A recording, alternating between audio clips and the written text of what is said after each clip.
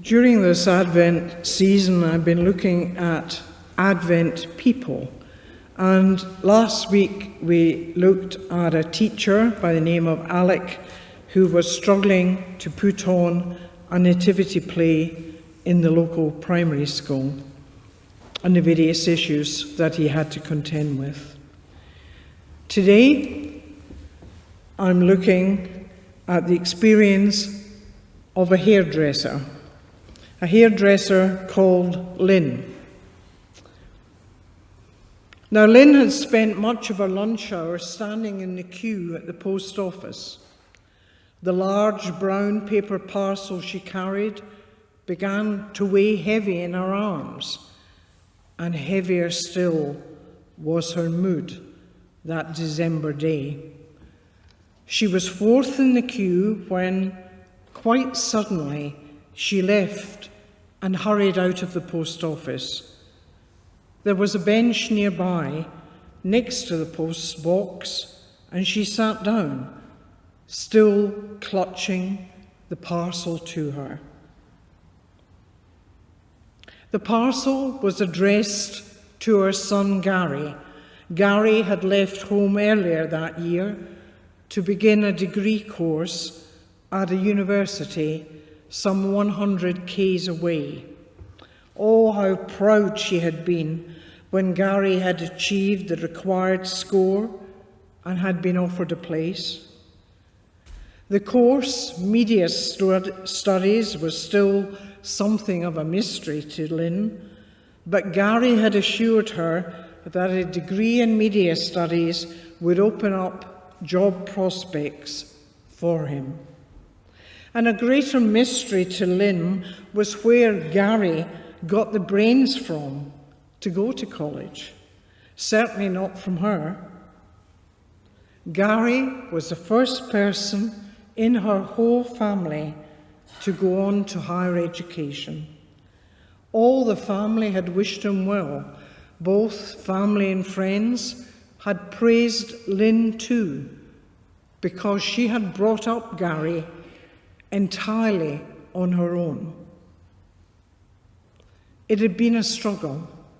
It had been a struggle not just financially, but emotionally.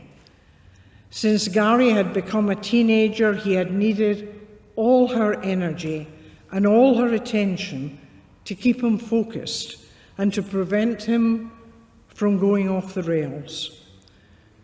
One of her friends at work had thought to cheer Lynn by letting her know that teenage girls are far worse, not least because they tend to bring the consequences of their various adventures home with them.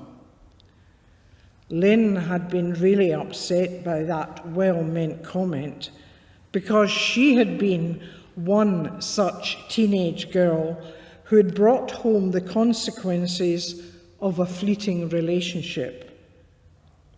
In spite of everything, Lynn wouldn't be without Gary, except that now she was without him.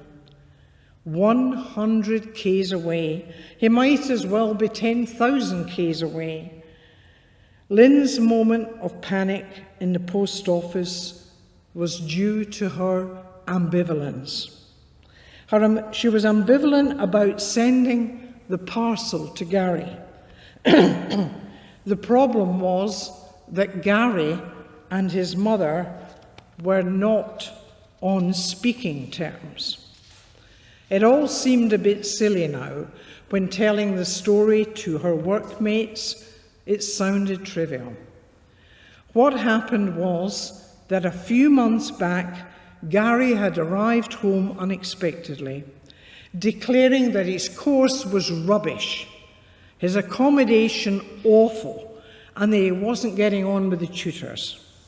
He decided he was going to come home and would go on Centrelink benefits until he could get a job, any job. Well, a row had followed.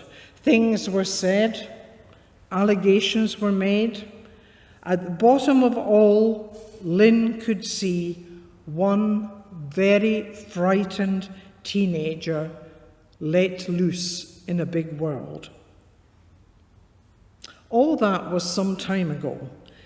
Since then, she had heard his voice on one occasion only. She had rung Gary on the mobile phone, and he had answered, giving monosyllabic answers to her questions. Questions about his welfare and about his course. The only animated conversation was in response to her cheerful remark, "Never mind, love, soon be Christmas and you'll be home again for a bit." "Shan't be coming home at Christmas," Gary said. "I'm going to Sydney with a mate. Gotta go now, see ya." And he rang off. Lynn sensed that she was still being punished by persuading Gary to give his course one more try. And she recognized the technique because Gary had used it many times before. He would come round eventually. But as time passed and she didn't hear from him, she became very anxious and distressed. At the hairdressing salon, Mike, the owner, took her to one side and said that her mood and attitude was affecting her work. Her attitude was enough to take the curl out of anyone's hair. Lynn tried calling Gary on the mobile, but it seemed to be permanently switched off or engaged. Finally, Lynn rang the college and explained her concern, and she was eventually put through to a woman in welfare who said she would make inquiries. She was friendly and reassuring, and Lynn felt a little cheered. The lady then rang back to say that Gary's tutor had said he'd settled in well, he was producing some good work, and he seemed to have made friends. And he offered to talk to Lynn at any time. The student in welfare told Lynn that they got this sort of problem with students in their first year and that it usually worked out all right. Lynn looked at her watch. She was due back at the hairdressing salon in 5 minutes. Should she post the parcel or not? As Lynn sat on the bench, getting more miserable by the minute, she felt she was on her own, more than she had ever been. Not only had her little bird flown the nest, but she was being punished by him for encouraging him, even though her intentions had been for the best. And as she sat there, people came and went from the post box with bundles of Christmas cards, and she saw them being fed in to the post box. Messages and greetings were going off to friends and families. And to make matters worse, the Salvation Army band had set up in the middle of the precinct and were oompah-pahing their way through a range of Christmas carols. Inside the parcel were Gary's Christmas presents. Nothing very exciting, really. A new tracksuit, not a designer name, a few of Gary's favourite things to eat, and a computer game.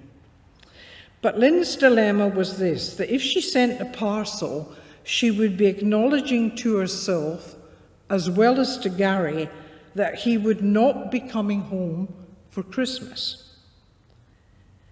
If she kept the parcel in the hope that he would return, she might give Gary the impression that she didn't care. Waiting for him to call and feeling more vulnerable than she had ever felt in her entire life, she felt powerless to resolve the situation. You know, she'd toyed with the idea of going to the college, but she knew Gary would be absolutely furious because it would be so embarrassing. And she could only wait, and in the waiting, she felt hopeless. No longer able to listen to the brass band carols, she shot off and went back to the salon. Lynn was angry now.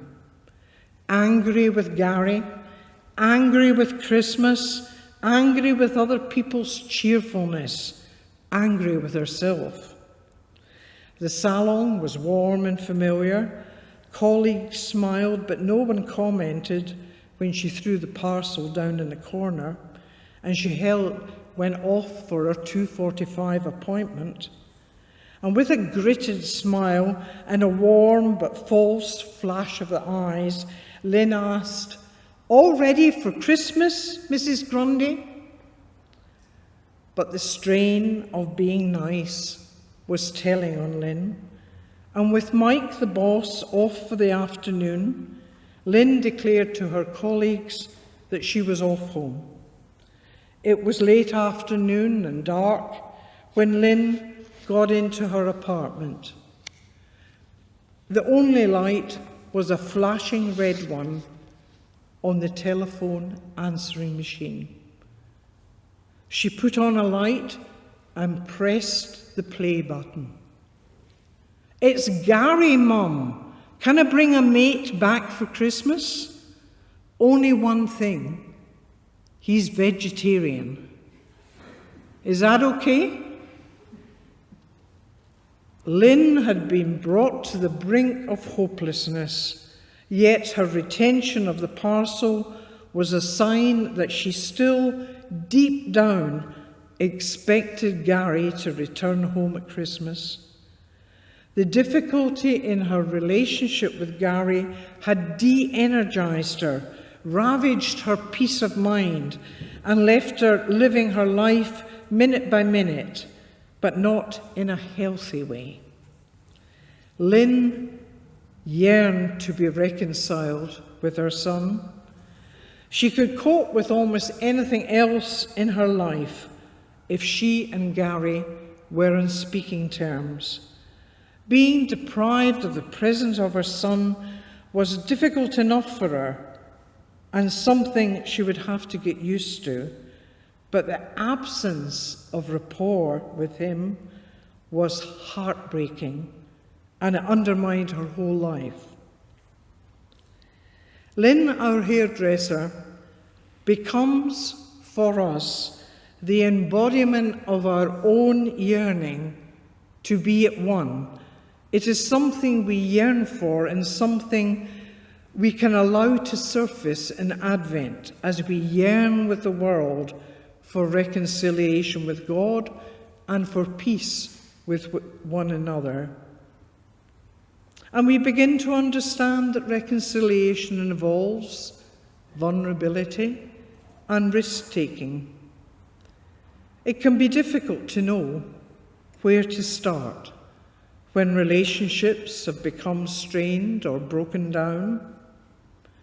Lynn, who watched the hungry post box being fed with Christmas greeting cards, might have been an unwitting witness to many attempts to break an uneasy silence, words of seasonal greeting which are code for a hand held out in reconciliation. You know, Christmas cards are a fairly safe way to take a chance.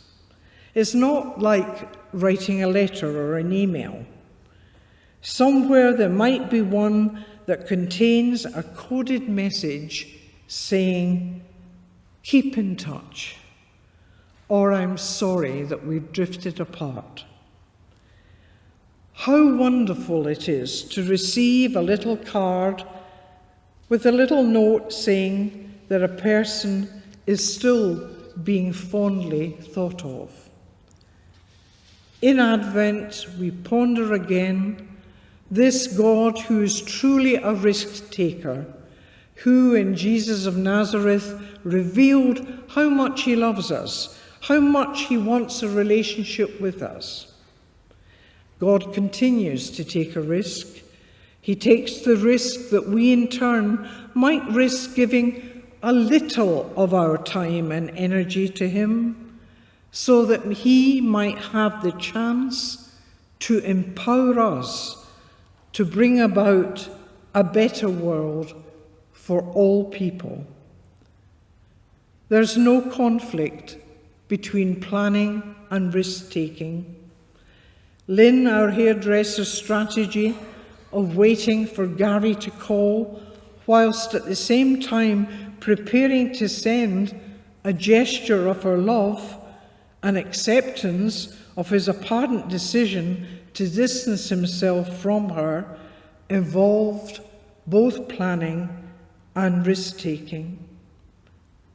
And we too must be chance-takers as well as reasonable planners. And this is how our relationship with God works. But like any human, loving relationship, we need to hear each other.